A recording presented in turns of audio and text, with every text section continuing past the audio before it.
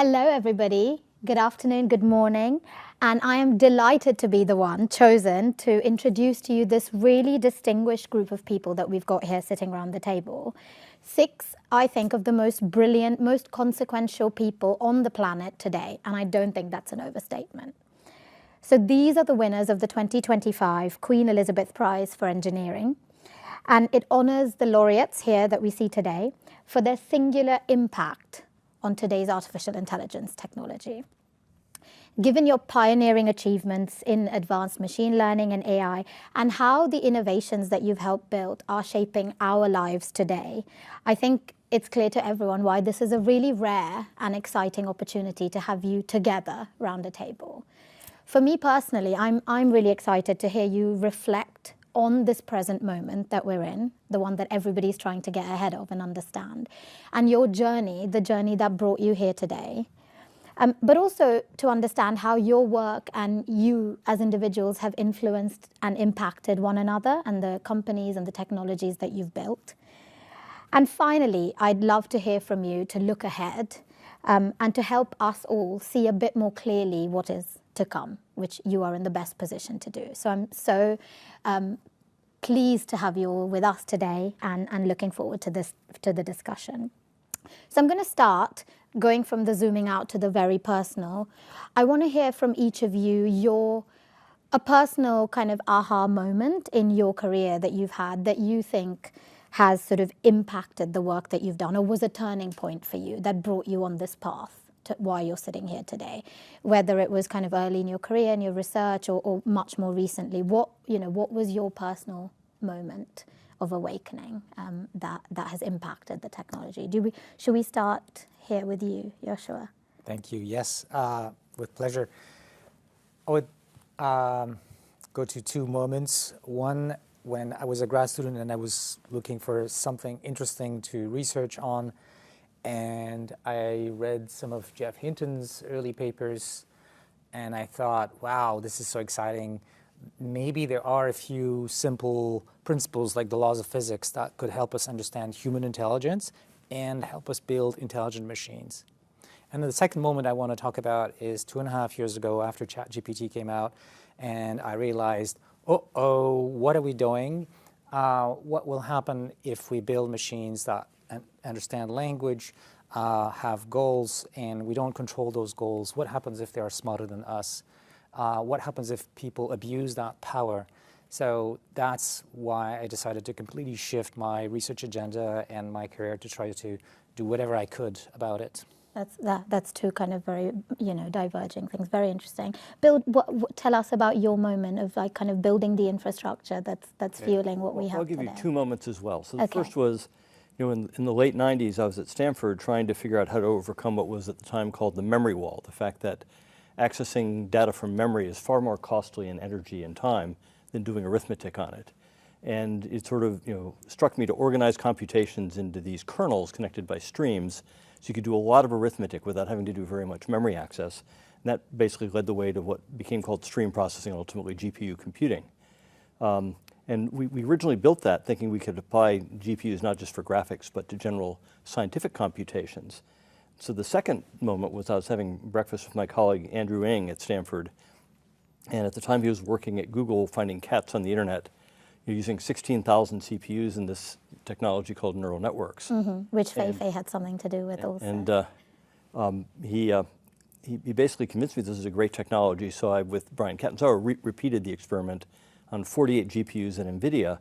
And when I saw the results of that, I was absolutely convinced that this is what NVIDIA should be doing. We should be building our GPUs to do deep learning because this has huge applications in all sorts of fields beyond finding cats. And that was kind of an aha moment to really start working very hard on specializing the GPUs for deep learning and to make them more effective. And when was that? What year? The breakfast was in 2010, and I think we repeated the experiment in 2011. Okay. Yeah. Jeff, tell us about your I guess work. one very important moment was when in about 1984, I tried using backpropagation to learn the next word in a sequence of words. So it was a tiny language model, and discovered it would learn interesting features for the meanings of words. So just giving it a string of symbols, it just by trying to predict the next word in a string of symbols, it could learn how to convert words into sets of features that captured the meaning of the word and have interactions between those features, predict the features of the next word. So that was actually a tiny language model from late 1984 that I think of as a precursor for these big language models. The basic principles were the same, it was just tiny. But it we took had 100 40 training years. examples. It took 40 years to get us here, though. And it took 40 years to get here, and the reason it took 40 years was we didn't have the compute and we didn't have the data. And we didn't know that at the time. We couldn't understand why we weren't just solving everything with backpropagation. Which takes us cleanly to Jensen. We didn't have the compute for 40 years, and here now you are building it. Tell us about your moments of real kind of clarity. Well, for my career, I was the first generation of chip designers that was able to use higher level representations and design tools to design chips. And that discovery was helpful when I learned about a new way of developing software around the 2010 timeframe, simultaneously from 3 different labs. What was going on in University of Toronto, researchers reached out to us at the same time that researchers at the NYU reached out to us, as well as in Stanford reached out to us at the same time. And I saw the early indications of what turned out to have been deep learning around the same time, using a framework and a structured design to create software. And that software turned out to have been incredibly effective. And that second observation, seeing again, using frameworks, higher level representations, structured types of structures like the deep learning networks, was able to develop software was very similar to designing chips for me. And the patterns were very similar. And I realized at that time, maybe we could develop software and capabilities that scale very nicely as we've scaled chip design over the years. And so that was quite a moment for me. And when do you think was the moment when the chips really started to help scale up today's sort of the LLMs that we have today? Because you said 2010, that's still a 15-year. Yeah. The thing about NVIDIA's architecture is once you're able to get something to run well on a GPU, because it became parallel, you could get it to run well on multiple GPUs. That same sensibility of scaling the algorithm to run on many processors on one GPU is the same logic and the same reasoning that you could do it on multiple GPUs and then now multiple systems, and in fact, multiple data centers. And so that once we realized we could do that effectively, then the rest of it is about imagining how far you could extrapolate this capability. How much data do we have? How large can the networks be? How much dimensionality can it capture? What kind of problems can it solve? All of that is really engineering at that point. The observation that the deep learning models are so effective is really quite the spark. The rest of it is really engineering extrapolation. Fei, tell us about your moment. Yeah, I also have 2 moments to share. So around 2006 and 2007, I was transitioning from a graduate student to a young assistant professor, and I was among the first generation of machine learning graduate students, reading papers from Yang, Joshua, Jeff, and I was really obsessed in trying to solve the problem of visual recognition, which is the ability for machines to see meaning in objects in everyday pictures. And we were struggling with this problem in machine learning called generalizability, which is after learning from certain number of examples, can we recognize something, a new example, a new sample? And I've tried every single algorithm under the sun, from BaseNet to support vector machines to neural network. And the missing piece that my student and I realized is that data is missing. That you know, if you look at the evolution or development of intelligent animals like humans, we were inundated with data in the early years of development, but our machines were starved with data. So we decided to do something crazy at that time to create an internet-scale data set over the course of 3 years called ImageNet that included 15 million images hand-curated by people around the world across 22,000 categories. So for me, the aha moment at that point is big data drives machine learning. Mm.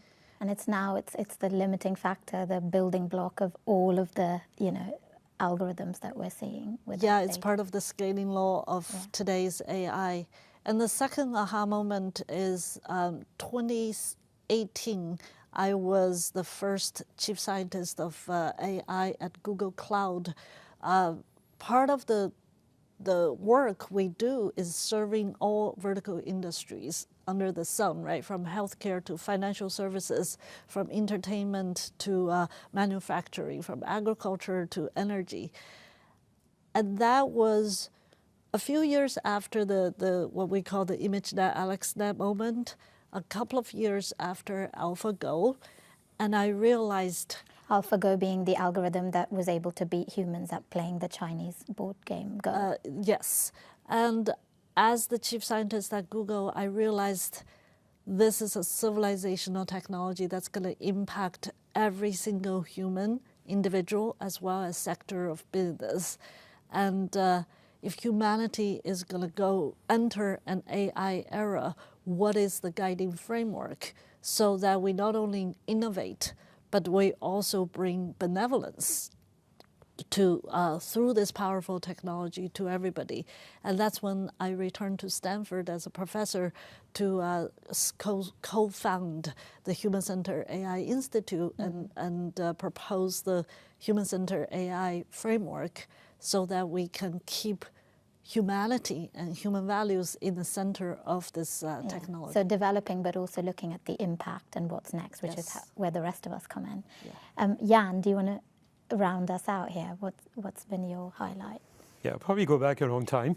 I realized when I was an undergrad, I was fascinated by the question of AI and intelligence more generally, and discovered that people in the 50s and 60s had worked on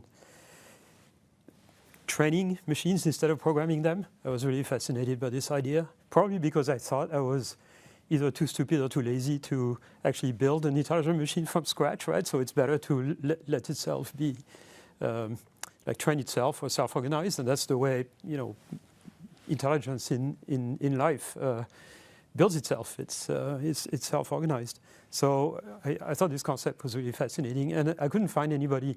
When I graduated from engineering, I was doing chip design, by the way, wanted to go to grad school. I couldn't find anybody who was working on this, but connected with some people who kind of were interested in this and discovered Jeff's papers, for example. And he was the person in the world I wanted to meet most in 1983 when I started grad school, and we eventually met 2 years later. And today you're friends, would you say? Yes. Oh, we had lunch together in 1985, and we could finish each other's sentences, basically. He had, I had a paper written in French at a conference where he was a keynote speaker and managed to actually kind of decipher the math. It was kind of sort of like backpropagation a little bit to train multi-layer nets. It was known from the 60s that the limitation of machine learning was due to the fact that we could not train machines with multiple layers. So that was really my obsession, and it was his obsession too. And so I had a paper that kind of proposed some way of doing it, and he kind of managed to read the math. So that's how we hooked up. And that's what has set you on this path ever since. Right. So and then after that, once you can train complex systems like this, you ask yourself the question, so how do I build them so they do something useful, like recognizing images or things of that type? And at the time, Jeff and I had this debate when I was a postdoc with him in the late 80s. I thought the only machine learning paradigm that was well formulated was supervised learning. You show an image to the machine and you tell it what the answer is, right? And he said, no, like the only way we're going to get to make progress is through unsupervised learning. And I was kind of dismissing this at the time. And what happened in the mid-2000s when Joshua and I sort of start getting together and restart the interest of the community in deep learning, we actually kind of made our bet on unsupervised learning.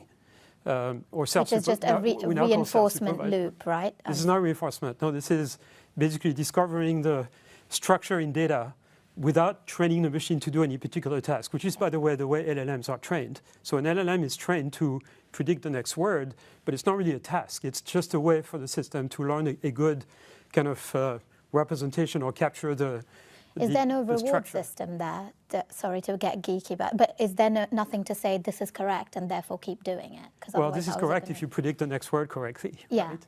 Okay. And that's different from the rewards in reinforcement learning, where you say that's good. Yeah, okay. Right. And so, in fact, I'm going to blame it on you. It turns out Feifei produced this big data set called ImageNet, and which was labeled, and so we could use supervised learning to train the systems on. And that turned out to work actually much better than we expected. And so we temporarily abandoned the whole program of working on self-supervised and unsupervised learning because supervised learning was working so well. We figured out a few tricks. Right. Joshua stuck with it. I said I didn't. No, you didn't. I didn't completely either. Well. But it kind of refocused the entire industry and the research community, if you want, on sort of deep learning, supervised learning, etc. And it took another few years, maybe around 2016, 17, to tell people, like, this is not going to take us where we want. We need to do self-supervised learning now. Yeah. And that's what LLM really are the best example of this. Okay. But what we're working on now is applying this to other types of data, like video, sensor data, which LLMs are really not very good at all. And that's a new challenge for the next few years. So that brings us actually to the present moment. And I think, you'll all have seen this crest of the interest from people who had no idea what AI was before, who had no interest in it, and now everybody's flocking to this. And this has become more than a technical innovation, right? That's a huge business boom. It's become a geopolitical strategy issue. And, everybody's trying to get their hands around what this is, or their heads around it. Jensen, I'll come to you here first. I want you all to reflect on this moment now here. NVIDIA in particular it's basically in the news every day, hour, week, and you have become the most valuable company in the world. So there's something there that people want. You'll be relieved to hear that. Yeah, tell us about. Are you worried that we are getting to the point where people don't quite understand and we're all getting ahead of ourselves and there's going to be a reckoning, that there's a bubble that's going to burst and then it will right itself? And if not, what is the kind of biggest misconception about demand coming from AI that is different to, say, the dot-com era, or that people don't understand, if that's not the case? During the dot-com era, during the bubble, the vast majority of the fiber deployed were dark, meaning the industry deployed a lot more fiber than it needed. Today, almost every GPU you could find is lit up and used. And so the reason why, I think it's important to take a step back and understand what AI is. For a lot of people, AI is ChatGPT and it's image generation, and that's all true. That's one of the applications of it. And AI has advanced tremendously in the last several years. The ability to not just memorize and generalize, but to reason and effectively think and ground itself through research. It's able to produce answers and do things that are much more valuable now. It's much more effective. And the number of companies that are able to build businesses that are helpful to other businesses, for example, a software programming company, an AI software company that we use called Cursor, they're very profitable, and we use their software tremendously. And it's incredibly useful. Or Abridged or Open Evidence, who are serving the healthcare industry, doing very, very well, producing really good results. And so the AI capability has grown so much, and as a result, we're seeing these two exponentials that are happening at the same time. On the one hand, the amount of computation necessary to produce an answer has grown tremendously. On the other hand, the amount of usage of these AI models are growing also exponentially. These two exponentials are causing a lot of demand on compute. Now, when you take a step back, you ask yourself, fundamentally, what's different between AI today and the software industry of the past? Well, software in the past was pre-compiled, and the amount of computation necessary for the software is not very high. But in order for AI to be effective, it has to be contextually aware. It can only produce the intelligence at the moment. You can't produce it in advance and retrieve it. That's called content. AI intelligence has to be produced and generated in real time.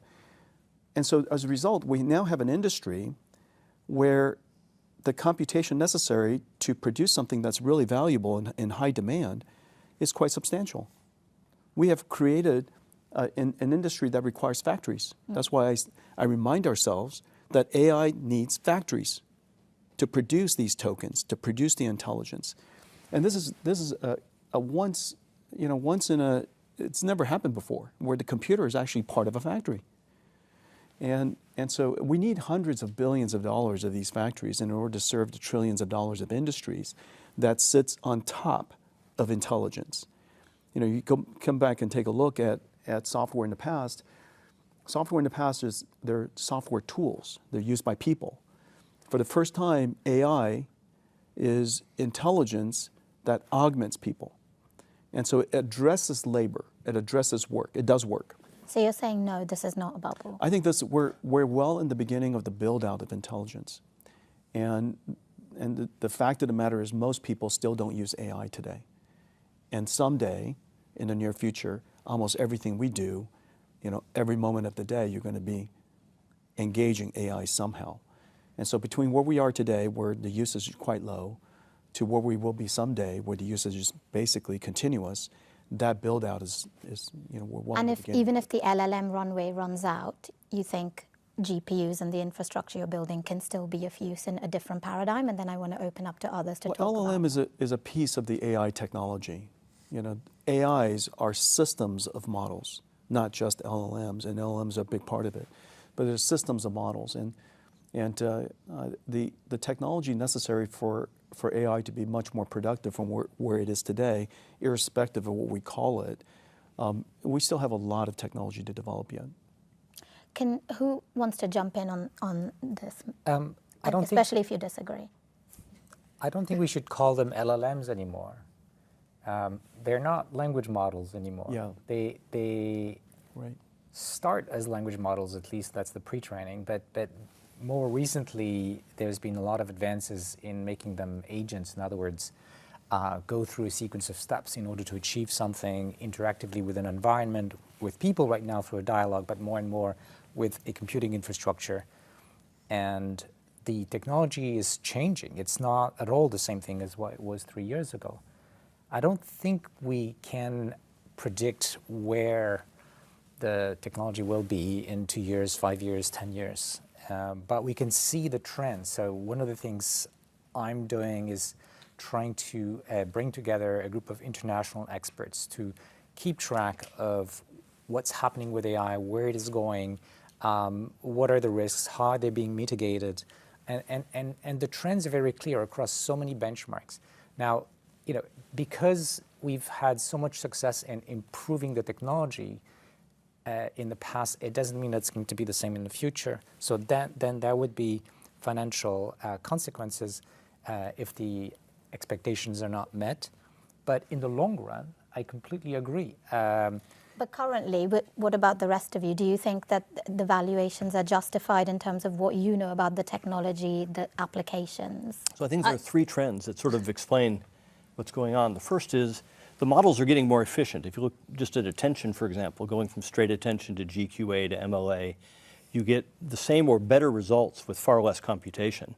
And so that then drives demand in ways where things that may have been too expensive before become inexpensive enough now. You can do more with AI. At the same time, the models are getting better.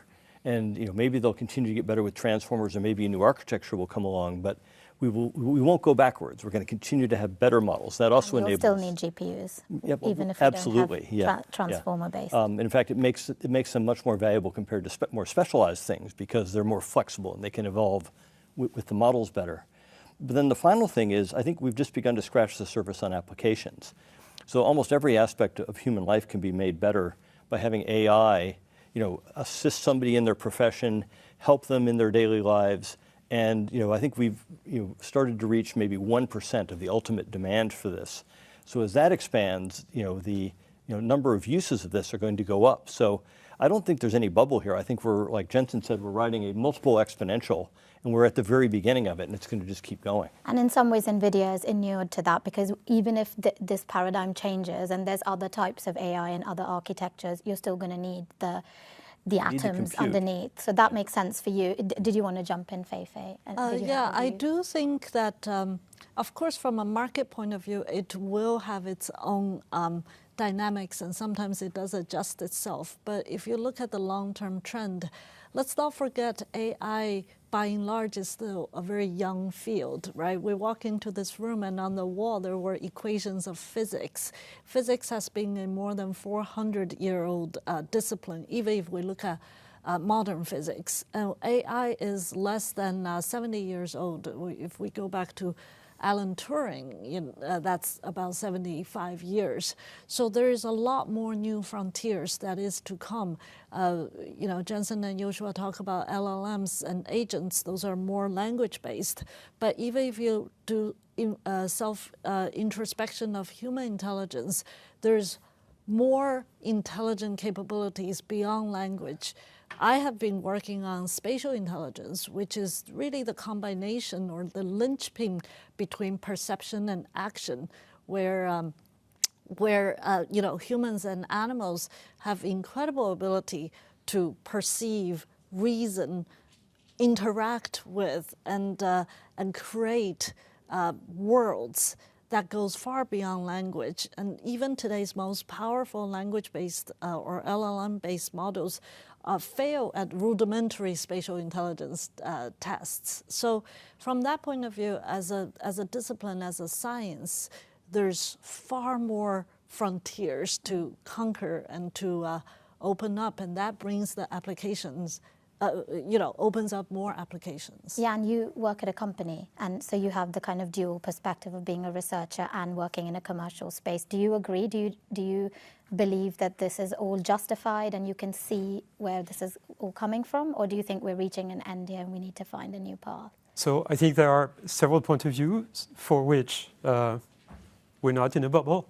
And at least one point of view suggesting that we are in a bubble, but it's sort of different things. So we're not in a bubble in the sense that there are a lot of applications to develop based on LLMs. LLM is the current dominant paradigm, and there's a lot to milk there. This is what Bill was saying, to kind of help people in their daily lives with current technology. That technology needs to be pushed, and that justifies all the investment that is done on the software side and also on the infrastructure side.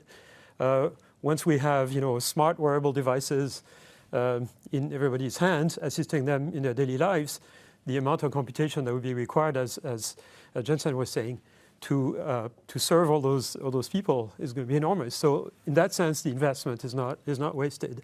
But there is a sense in which there is a bubble, and it's the idea somehow that the current paradigm of LLM will be pushed to the point of having human-level intelligence, which I personally don't believe in, and you don't either. We need kind of a few breakthroughs before we get to machines that really have the kind of intelligence we observe, not just in humans, but also animals. Mm-hmm. We don't have robots that are nearly as smart as a cat, right? And so we're missing something big still, which is why AI progress is not just a question of more infrastructure, more data, more investment, and more development of the current paradigm. It's actually a scientific question of how do we make progress towards the next generation of AI Which systems. is why all of you are here, right? Because you actually sparked the entire thing off. And I feel like, you know, we're moving much towards the engineering application side. But what you're saying is we need to come back to what brought you here originally. On that question of human level intelligence, we don't have long left. So I just want to do a quick fire. I'm curious. Can each of you say how long you think it will take until we do reach that point where you believe we're, you know, equivalent machine intelligence to a human or even a clever animal like an octopus or whatever? How far away are we? Just the years. It's not going to be an event. Okay. Okay, because the capabilities are going to expand progressively in various domains. Over what time period? Over, you know, maybe we'll make some significant progress over the next 5 to 10 years to come up with a new paradigm. Fei-Fei, what do you think? And then maybe, you know, progress will come, but it'll take longer than we think. Okay. Parts of machines will supersede human intelligence, and part of the machine intelligence will never be similar or the same as human intelligence. They're built for different purposes, and they will. When do we get to superseding? Part of it is already here. How many of us can recognize 22,000 objects in the world? So Do you not think an adult human can recognize 22,000 objects? The kind of granularity and fidelity, no. How many adult humans can translate 100 languages? That's harder, yeah. So, yeah. So I think we should be nuanced and grounded in scientific facts that just like airplanes fly, but they don't fly like birds.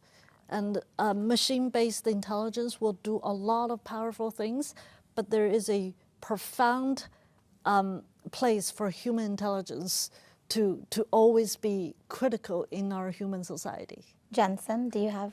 We have enough general intelligence to translate the technology to an enormous amount of society useful applications in the next coming years.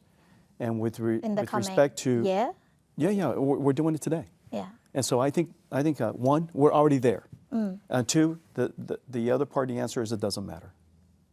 Because at this point, it's a bit of an academic question. We're going to apply the technology to, and the technology is going to keep on getting better, and we're going to apply the technology to solve a lot of very important things from this point forward. And so I think the answer is it doesn't matter. And it's now as well. Yeah, you decide, right. If you refine the question a bit to say, how long before, if you have a debate with this machine, it'll always win? I think that's definitely coming within 20 years. We're not there yet, but I think fairly definitely within 20 years we'll have that. So if you define that as AGI, it'll always win a debate with you. We're going to get there, and we're going to get there in less than 20 years probably. Okay. Bill, do you have? Yeah, well, I'm sort of with Jensen that it's the wrong question, right? Because our goal is not to build AI to replace humans or to be better than humans. But it's a scientific question. It's not that we'll replace humans. The question is, could we, as a society, build something? But our goal is to build AI to augment humans. And so what we want to do is complement what humans are good at. Humans can't recognize 22,000 categories, or most of us can't solve these math Olympiad problems. So we build AI to do that, so humans can do what is uniquely human, which is be creative and be empathetic and understand how to interact with other people in our world. And I think that it's not clear to me that AI will ever do that, but AI can be huge assistance to humans. So I'll beg to differ on this. I don't see any reason why at some point we wouldn't be able to build machines that can do pretty much everything we can do. Of course, for now, on the spatial and robotic side, it's lagging, but there's no conceptual reason why we couldn't. So on the timeline, I think there's a lot of uncertainty, and that we should plan accordingly. But there is some data that I find interesting, where we see the capability of AIs to plan over different horizons to grow exponentially fast in the last 6 years. And if we continue that trend, it would place roughly the level that an employee has in their job to AI being able to do it within about 5 years. Now, this is only one category of engineering tasks, and there are many other things that matter. For example, one thing that can change the game is that many companies are aiming to focus on the ability of AI to do AI research. In other words, to do engineering, to do computer science, and to design the next generation of AI, including maybe improving robotics and spatial understanding. So I'm not saying it will happen, but the area of ability of AI to do better and better programming and understanding of algorithms, that is going very, very fast. And that could unlock many other things. We don't know, and we should be really agnostic and not make big claims, because there's a lot of possible futures there. So our consensus is, in some ways we think that future is here today, but there's never going to be one moment. And the job of you all here today is help to guide us along this route until we get to a point where we're working alongside these systems. Very excited personally to see where we're going to go with this. If we do this again in a year, it'll be a different world. But thank you so much for joining us, for sharing your stories, and for talking us through this huge kind of revolutionary moment. Thank you. Thank you. Thank you. Thank you. Yep.